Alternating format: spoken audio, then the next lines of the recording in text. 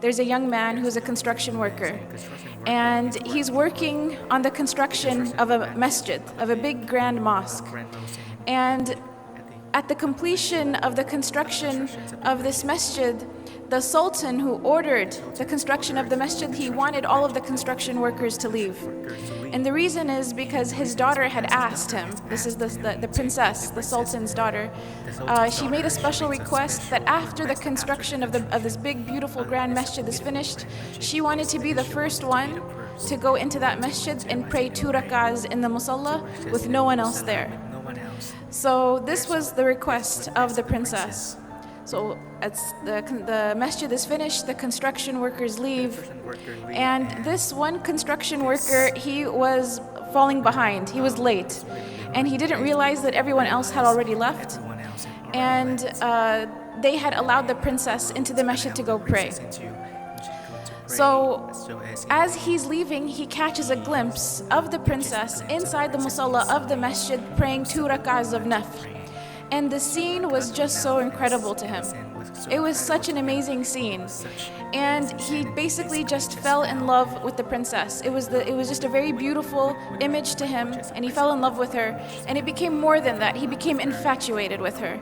So when he came home, he told his mother about what had happened, and he said, "You have to go to the sultan and ask for the princess's hand in marriage." And the mother said, "I can't do that. You're a construction worker. No one's the sultan's not going to have his daughter marry you."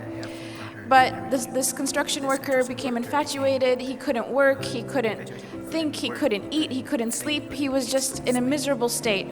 And the mother, out of fearing for her son and his well-being, she realized that if she doesn't do something, he may die because he's refusing food and water at this point. So she goes to the palace and she asks to speak to the sultan, and the guards, they turn her away. And she insists and she says, "My son is going to die. I have to talk to the sultan." So finally, they let her talk to the sultan.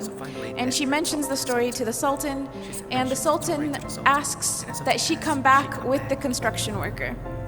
So they come back together, and he tells the construction worker, after everyone leaves the masjid at nighttime, after Isha prayer, you have to come and pray qiyam in this masjid for 40 nights. If you come and pray qiyam in this masjid for 40 nights straight, I will let you marry my daughter. And he said there will be someone there to make sure that you come, and if you miss a day, we'll know about it. So in 40 days, if you fulfill your end of the bargain, I will let you consider my daughter for marriage. So the construction worker is excited. This is a chance at life. So he goes the first day and he prays qiyam in the masjid after everyone leaves. And he goes the second day and the third. And after a few weeks, he notices that he's getting better. He's eating again, he's drinking again. He cares about life again. And eventually he starts to really, really enjoy coming to the masjid and praying qiyam when everyone else has left. To such an extent that he starts to pray to Allah, that Allah never takes away these beautiful moments that he has with him, alone in solitude, praying to him in the night.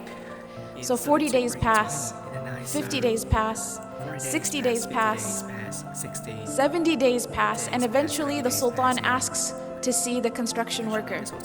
And he says, "How come you didn't come see me? You fulfilled your end of the bargain.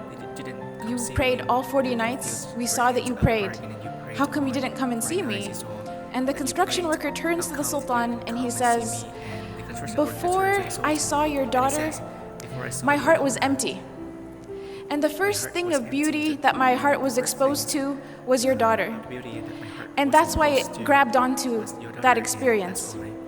But then after I started praying in the masjid for 40 nights, my heart witnessed a beauty that was much greater than her. My heart witnessed a beauty that it has never felt before." And he tells the sultan, he goes on to say, "Thank you so much for offering me your daughter to consider, but I am happy where I am and I am in no need of her." And he goes on his way. And he doesn't marry the princess because he had found a love and a beauty and a happiness that was much greater than just seeing the princess that one time. And this was the love of Allah subhanahu wa ta'ala. This is the beauty of a close relationship with Allah subhanahu wa ta'ala. This is something that only the one who has experienced it can really talk about it. Or can, and even if they were to try to talk about it, it doesn't do it justice. And Ibn Taymiyyah, he talked about this. He said, the one who does not enjoy the Jannah of this life will not enjoy the Jannah of the next life. And the scholars talked about what did Ibn Taymiyyah mean. And it's to be in a state where the slave of Allah loves Allah so much and is pleased with their Lord, and Allah loves His servant so much and is pleased with His servant. And this is mentioned in the Quran, radiyallahu anhum wa radu an. This is referring to the companions, but it's this mutual relationship of love with the Creator. When we talk about the categories of sweetness of Iman, to love Allah subhanahu wa ta'ala more than we love everyone and anything else, including ourselves, is something that brings the sweetness of Iman. And you could think, how could loving someone other than myself bring happiness? Only when it's Allah subhanahu wa ta'ala. Brings happiness when it's Allah.